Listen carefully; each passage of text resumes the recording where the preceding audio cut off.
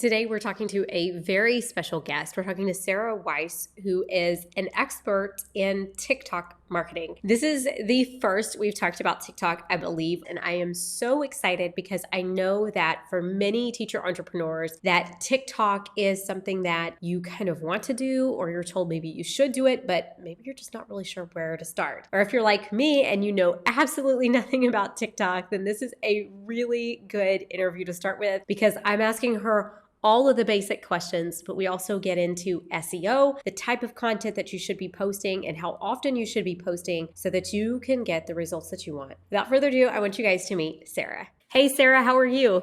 I am good. Thank you so much for having me on.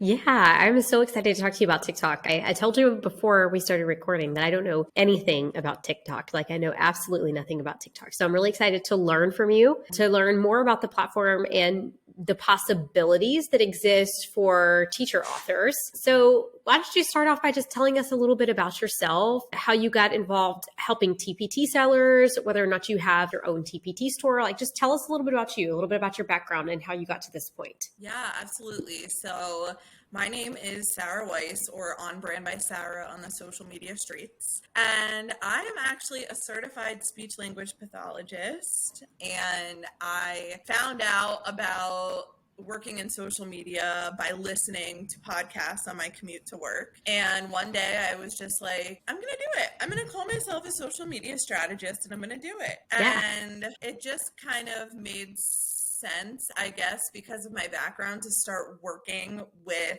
TPT sellers, because I have a background in special education. I have a background in speech pathology. So not only was I able to help them kind of create the content, but the content that they were making was also in my area of expertise. So I started out with like really all of my clients being in the TPT niche. And now I still have a few, but I've kind of ventured off into different niches, and I niche by what I offer. And so I really fell in love with video marketing, and especially short form video marketing. And so that's kind of what led me to help business owners with like TikTok and Reels and all the things. So talk to me about the short form marketing. What was it about the short form video marketing that you were like, yes, this is it? What was it about it that clicked with you? Yeah. So when I would listen to podcasts on my way to work, and I really liked the guest that was on, or I really liked the host, the first thing I would do would be to go to their social media, whether it was on Instagram or TikTok or whatnot. And the people that actually had videos of themselves are the people that I'm like, I feel like I know you. I feel like we're on a FaceTime. Those are the people that I ended up buying from. Those are the people I ended up engaging with. And although we love a good Canva graphic every now and then, you just feel so much more connected to the creator and the business owner when you see them on video. And so I was like, I want to do that for my clients. Like, I need to show them that, like, showing their face, showing their products in action versus just showing a static image or making a graphic of a quote is so impactful for their business. And so, like, almost right off the bat, that is like what I focused on. So you started kind of specializing in this short form video content, and you mentioned Reels and TikToks. So talk to me about this, okay? Because I'm like, I don't even have TikTok downloaded on my phone. Like, I've never looked at TikTok. I might have viewed like a TikTok video here and there inside of a web browser, like that's how little I know about TikTok. But from the little that I do know is that Reels were kind of made to be like TikToks. So when we're talking about TikToks and Instagram Reels, are we talking about like basically the same type of content, or is there a difference between like the type of content that you would create for a TikTok versus for an Instagram Reel? Yes, and I'm so glad you asked this because they are vastly different. Even though they are both short form videos, they are so different. Instagram still has the culture of being curated in a sense. So most of the short form videos on Instagram are like lip syncing videos or trends or a popular song. And like when you scroll on your Reels tab, it's very rare that you see somebody just talking. Hmm. It's there, but it's very rare. On TikTok, it's literally like you are on FaceTime with a friend. And how I like to explain it to people that are from the Instagram world is like TikTok is like an Instagram story. You're getting on, you're spilling the tea, you're in your bun, maybe you didn't put on makeup for the day, and you are just like being real and raw and like showing people what it is you offer, what it is you do, telling stories, like really showing that behind the scenes. And it forms that community so much faster. Another thing I'll say about the difference between Instagram and TikTok that I've seen for business owners, honestly, in the last few months, is that TikTok is more of an awareness platform where people are discovering you, and Instagram is more of a nurturing platform. Almost like I like to picture it like a storefront. They're seeing what you offer. They're keeping up with you in your stories. Maybe, you guys are in and out of each other's direct messages. But TikTok is really that place for awareness, for people first discovering you. Okay. That's a really interesting distinction. And I would have just thought like, oh, like if you're on Instagram and you're creating Instagram reels, you might as well throw them up on TikTok too. But it sounds like this is, if you really want to do it right, that it's going to be a different type of content. So that's really fascinating. So tell me this, because from what you just told me, I can tell you I'm immediately like, not interested. That sounds like way too much work. So tell me the upside of this. Like, what are the kind of results that you've seen in your own business or when you're marketing other people's businesses? What are the kind of results that you're seeing from TikTok that you're not seeing on other platforms? Yeah. So there's quite a few. The biggest distinction, and I told you guys I'm a speech pathologist, so I come with the data. The biggest distinction is this. When you are posting something to Instagram, probably like 80 to 90% of it is getting pushed out to your followers, and you're lucky if you get on that explore page or on the Reels tab. For TikTok, it's the opposite. 80 to 90% are being pushed out to new people, and people can always filter to see the people that they're following, but you are mostly getting served new content. It's also a place to kind of like cast a wide net. I like to think of it like, because you're getting all of these new people, it's like free Facebook ads. Like, you're getting a chance to like throw this content out to new people, see what hits, and if they like you, they become a member of your community. You're able to lead them down your funnel. And for those, again, I always like to clarify my jargon. A funnel, the way that I'm explaining it, is just like your different offers. So maybe they see you on a video on TikTok. They really, really like you because, you're telling your story, you're showing your products. They grab a freebie, then maybe they grab a digital product from you, then maybe they grab your course or your membership. It's just because of the organic nature and because it just feels like we're sitting just like two friends, like, all right, let's spill the tea. People become so much more of a warm audience to you so much faster, and it really helps you to like convert them from audience members to email subscribers, audience members to customers, and so on. Okay, that's fascinating to me. So a follow-up question from what you were just saying, you were talking about like, if they're interested in you, they're interested in your content, and they can go through one of your funnels, right? Is there a link? Can you put like an active link inside of a TikTok video? How does that work on TikTok? Yeah, so you can't put it in a video, but you can put it on your profile once you have reached 1,000 followers. So that's another distinction between TikTok and Instagram. For Instagram, you can put a link in your bio right away. You don't have to have any followers. For TikTok, you have to have 1,000 followers in order to put a link in your bio. And that's because there are 1 billion monthly users, and people sometimes don't do very good things. And I think TikTok is just careful about people that might be like spammy or scammers. And so they want to make sure like, okay, you're actually putting out content, people are actually following you, and then you get that link in your bio. Okay, so that makes a lot of sense.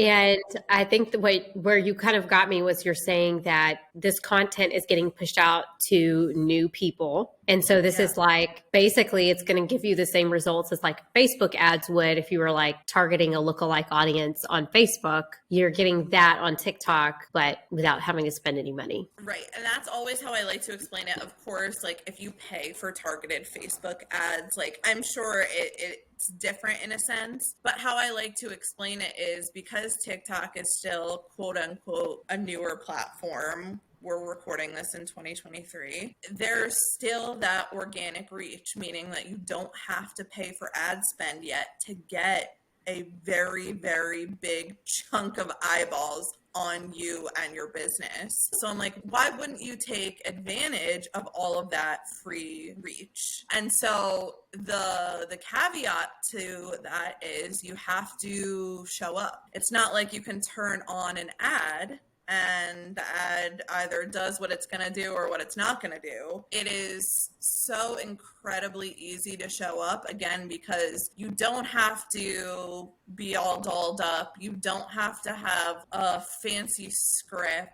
You really just get on there and like show how you help people, one, and two, tell the story of the human behind the business. So an example of that, because I know that that is sometimes hard for people to picture, is I talk about my dogs a lot and I talk about my love of Broadway musicals a lot. Those two things have nothing to do with video marketing. However, I have gotten clients because they are in my DMs saying like, oh my God, did you listen to the new Six soundtrack? Have you seen Hamilton on Disney Plus? Like, you're getting that conversation started first that has nothing to do about business, so that when it's time for somebody to buy something from you, you're very top of mind and you're very comfortable for them. I love that. We've talked about like what TikTok can do for your business and kind of how the platform works a little bit and how it can help you build your business. Tell me about like different types of content that I would be putting out as a TPT seller. So like I'm wanting to raise brand awareness. I want people to know about me, about my products. What are some examples of content that I would be creating?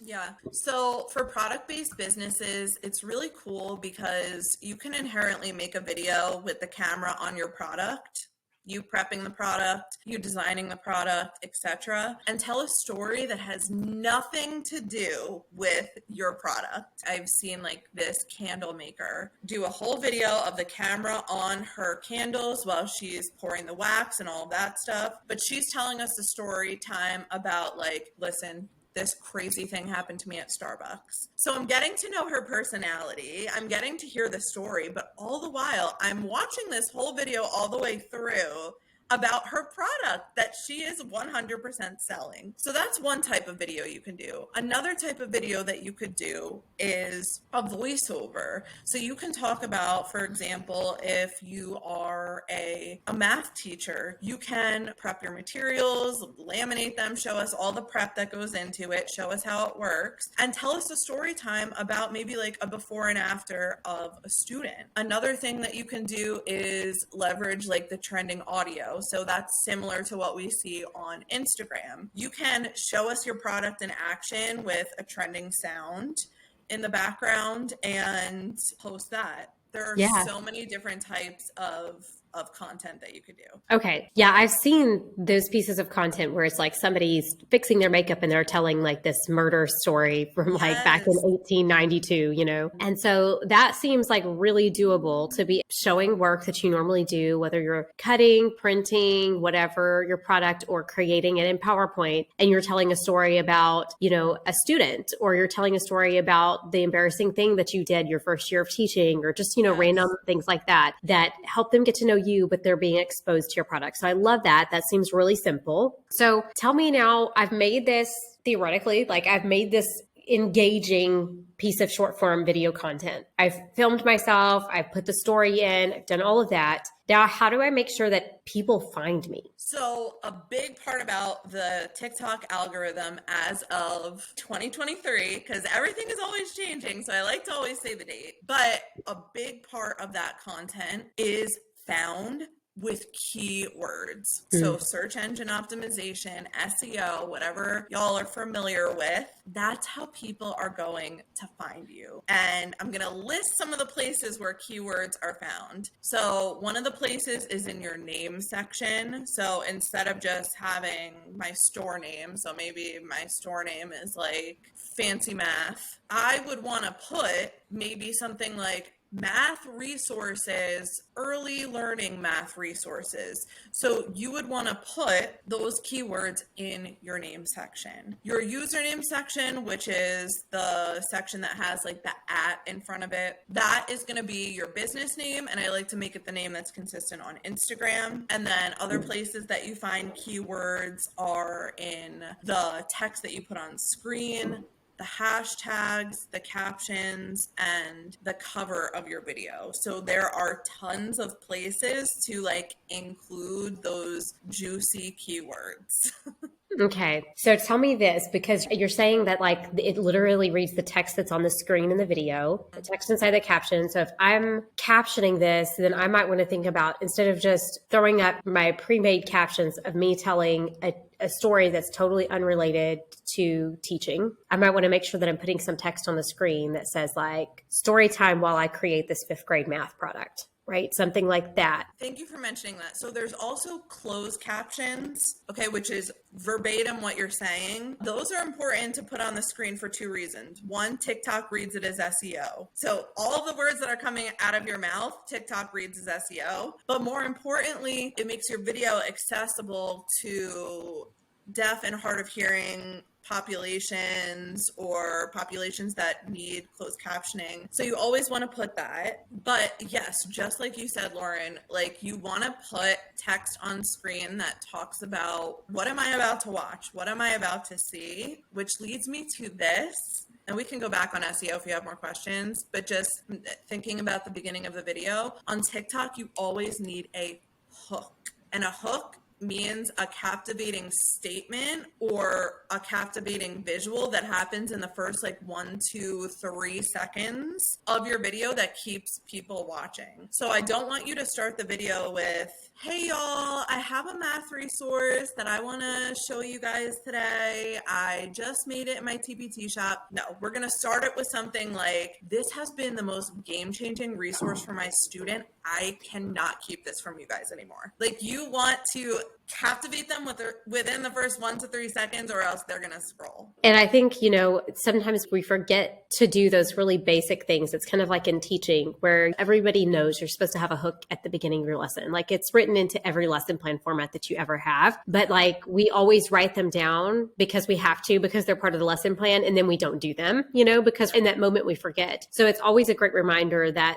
content really does need a hook, like it really does. And I'm sure that that's true for Instagram as well, wouldn't you say? Yes, for sure. Like in your talking videos, 100% say the hook. In the trending videos, I have started adding like a text on screen hook for like the trending videos. And then another place that people put hooks on Instagram are in the caption to get people to read the caption, because sometimes they're like as long as blog posts. But yeah, on TikTok, it's just really important to either say it or put it on the screen so people like right away know. Gotcha. So I have another basic TikTok question, and there are probably people listening going like, Lauren, you should have done your research and just downloaded TikTok before you recorded this podcast interview. No, and I apologize.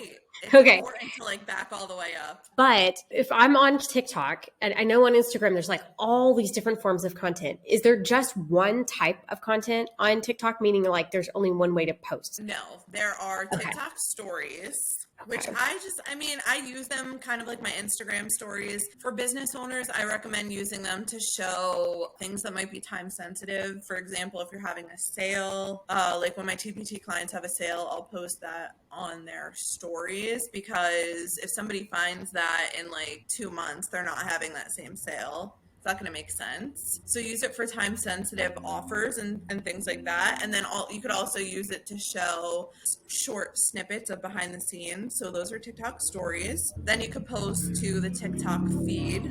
which is just like, you know, something appearing on the grid in Instagram. And then there's also TikTok Now, which if you're familiar with Be Real, the new app Be Real, it's exactly like that. It's like identical. But if you don't know what that is, essentially it's a picture or a video that takes the picture or video from your front camera and your back camera, and it disappears like stories do, so like it doesn't live on forever on your feed. So those are the three types of content: stories, feed posts, and TikTok Now. Okay, so that's really good to know. Tell me, like, when we're talking about TikTok, how many followers or how long does somebody need to give it a fair shake to say like, okay, if I want to do this and I'm going to commit to, 3 months posting 5 times a week, or like, what is the commitment? What does the commitment look like in order to be able to see results or to decide whether or not it's going to be a good fit for you and your business? So I have kind of an unpopular opinion about this,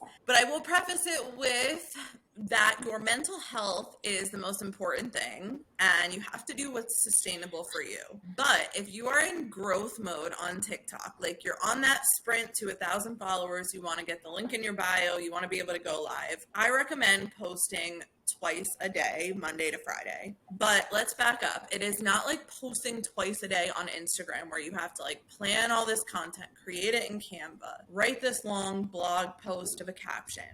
One of the videos can be a 7-second trend, and the other video could be you showing behind the scenes of a product. One video could be you answering a question from somebody in your community, and the other video could be a story time while you're getting ready about like this crazy student win, right? Like it's more doable, and you have to give the algorithm a lot of content at first so it knows who to push you out to. Because nobody knows yet. Yeah. Even if nobody knows, for example, that you have 10,000 followers on Instagram. So you have to really post on the platform, see what works, see what doesn't work, capitalize on the things that do work. So with anything, you got to create a habit out of it, and it takes time. I would give it like 90 days. And I can make you a guarantee that if you are consistent on TikTok for 90 days and you see how the TikTok culture works and you are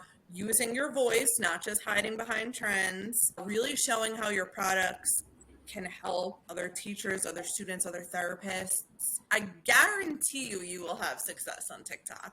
But you have to just be willing to make a commitment to that new platform. Okay, so what I'm hearing from you is this is definitely not something that if you want to give it a fair shake and you really want to see if TikTok can work for your business, this isn't going to be about repurposing the content that you have. This is going to be about you have to push a significant amount of content out in a short period of time because it gives the TikTok algorithm the ability to know you and to learn who would be interested in your content faster. So like the faster you can get that content out to them, like the faster they can figure out who to show it to. So like if this isn't going to be something that I'm going to want to like, oh, I made 3 reels for Instagram this week. Like I'll post 3 reels on TikTok this week. Like this is truly something that you want to like commit to. Yeah, let's dig into that for a hot sec, because TikTok, the algorithm on there is sickeningly good. Like whoever created that algorithm,